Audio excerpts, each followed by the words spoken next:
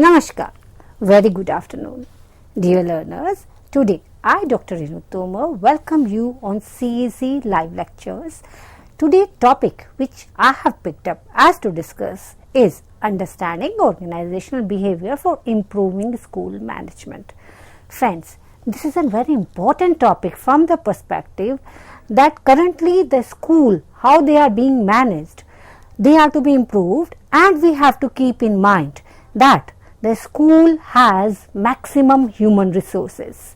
In fact, all the stakeholders who are there part of school, they are human. May it be the students, may it be the teacher, may it be the management perspective. So, being an administrator of the school, each one of us should be knowing how to understand organization behavior, how to implement the important critical component of the organizational behavior.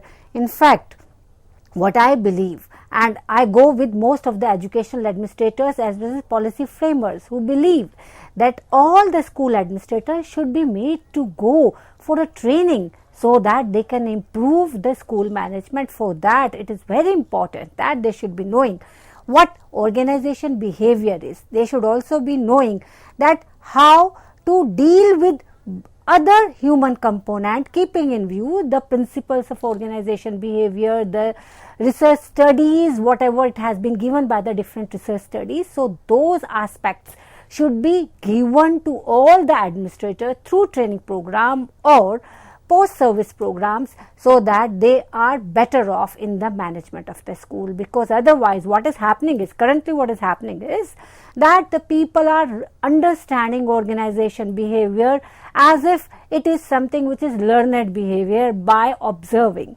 Rather, as far as OB is concerned, OB is scientific. It is not a art, it is something, the principles which we have come down to as far as organization behavior is concerned. Those principles we have come down based upon the fact that whatever experimentation has gone in the psychological field or the socio-psychological field.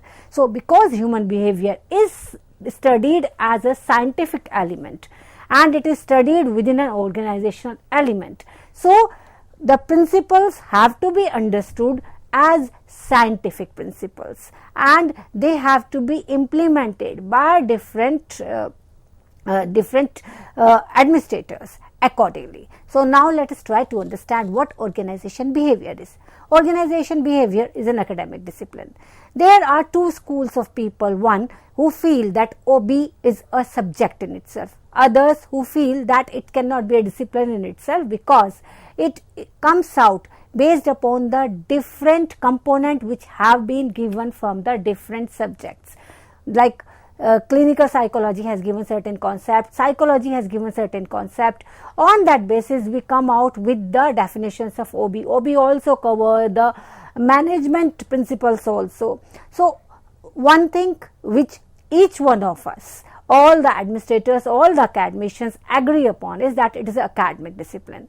Second, it applies the knowledge acquired about individuals and the effect of structure on behavior to make organization work more effectually. So, this academic discipline is basically catering to make organization work more effectively, and for that the OB is trying to study the structure of the organization, and OB also studies human behavior, the individual behavior, the group behavior. That is all the aspects, they are the aspects which OB try to cover. OB is an academic discipline which defines understanding, expecting and controlling human behavior within an organizational environment. So, from this definition, what do we gather? We gather there are 5 key elements. One is people. Second is the structure of the organization. People who are working or the stakeholders in the organization. Structure of the organization. The environment in the organization would be covered. Apart from that, interactive behavior between the people who are involved in that organization, that would be covered, and the role of technology in that would also be studied. So, organization behavior basically deal with these 5 key elements. What do we understand by people? People means they would be asserting certain behavioral pattern, and they would be that behavior has to be studied. That behavior decides their working, that behavior that decides their efficiency, that behavior also decides the interest component of the humans. And as the people who they are part of the organization, so they would be working in groups also. So, the group dynamics plays a very important role in working of the organization. So, role and behavior of people individually as well as in groups needs to be identified, recognized, and accordingly interactive relations have to be developed, which should be becoming behavioral attitude in that society. Which society? The society in the school. The society in the school we are concerned about, not the society at large. Now, when we talk about structure, structure means one, the formal relationship between the people who make the structure. That is the management. When we are talking about the school, here the management is one component. Then there are other organizational levels. The other organizational levels mean the teaching, the non-teaching staff, the other staff, those who are doing the other work in the school. So, all of them have been put in the school for certain specific job, as well as level to be incurred in structural design. Rights and responsibilities are also determined as per the structure, like the responsibilities and rights of the person who is working as an administrator, principal or vice principal will be different from the rights and responsibilities of the teacher, and it will be different from the rights and responsibility of the administrative staff, that is the people who are engaged in accounts, the people who are engaged in other management issues, the general administration of the school, the construction aspects of the school is being taken care of by the general administrative people. So, their rights and responsibilities are different, and that is specific, and those responsibilities and rights also divide them into particular group or structure. So, all these aspects are the key aspects as far as organization behavior is concerned, and organization behavior tries to study that. Then the third aspect is technology. What does technology means?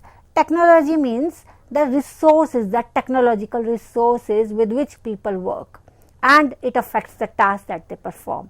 Now, to take the example of current status, as all of us know that teachers are utilizing technology to reach their student, to educate them.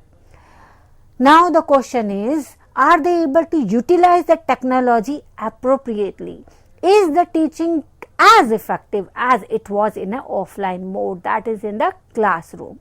So, the role and utilization of technology, that has a significant influence on the performance of people, over here teachers. Thereby, they try to achieve perfection in the betterment of interactive behavior, that is the behavior of the students. Here we are concerned about the learning behavior of our learners, that is students. So, being a teacher, are they able to utilize the technology well? Is technology playing that important role which it is supposed to be? Because if we are using technology, we are using technology to bring certain changes. Here we are trying to bring the changes in the learning behavior of the student. Are we able to do it? If we are not able to do it, that means we need to improve that utilization of technology, either by, as I have discussed in my previous lectures also, like the technology should be used in such a manner. One, it should be structured, and currently because of the corona, what has happened is the technology was used without any preparation, because we had to have a model for learning, and because we had to develop a model for learning and offline model could not continue, that is why we were in fact forced to take up this online model. So we would say that we were not really prepared, because this wasn't the model which was prepared by somebody, by a certain educationist or academician, after taking all the components into the consideration. Rather, this model was kind of it was imposed on all the teachers. So that is why the technology is not performing to its best.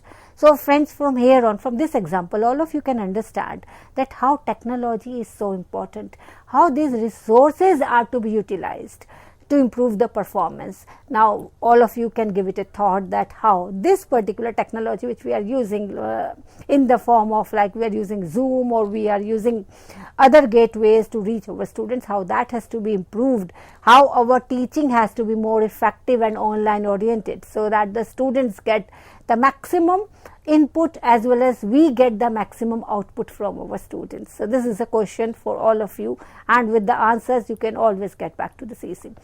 Now friends, let us talk about the next component, which is interactive behavior. What is interactive behavior? In any organization, the interactive relation and behavior between the individuals and group, as well as relation by formal and informal ways, plays an important role to make perspective in that organization behavior. What does it mean? It means that, one, there is interactive behavior between individuals. Secondly, most important, there is interactive behavior between the groups. So there is something like group dynamics. Group dynamics control the behavior of the individual, and that also determines the organization perspective of the organization behavior.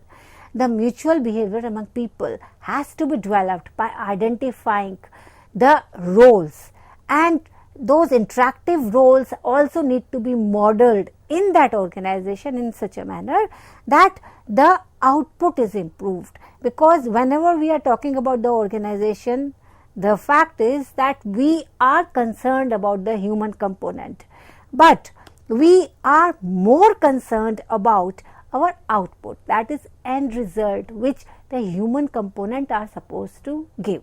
So because the basic agenda of running any organization or improving any organization or understanding any organization is the core objective for which that organization has been formed or running, and that core objective is not satisfaction. It is one of the objective, but it is not the core objective.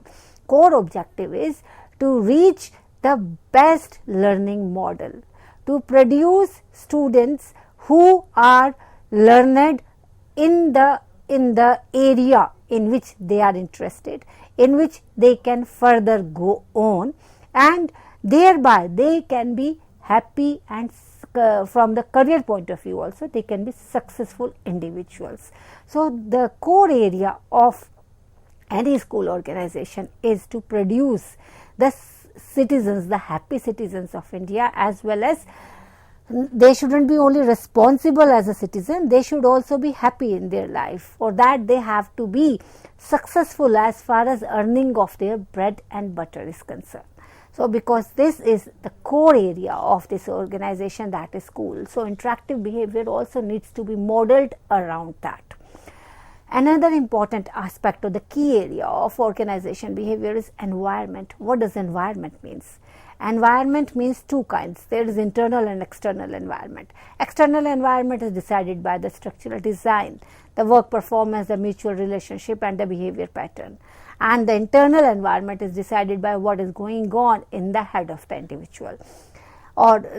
So this environment has to be controlled. How can we control the internal environment? Because controlling the external environment, it's not easy, but it is feasible, because we can control the mutual relationship, we can control the behavioral pattern also, we can control the structural design also, but we cannot control the internal environment. To control that, we have to see to it that all the individuals who are working in your organization, they are happy.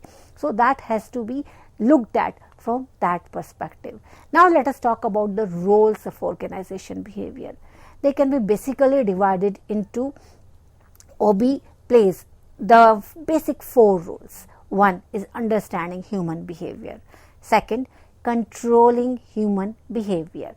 Third, directing human behavior.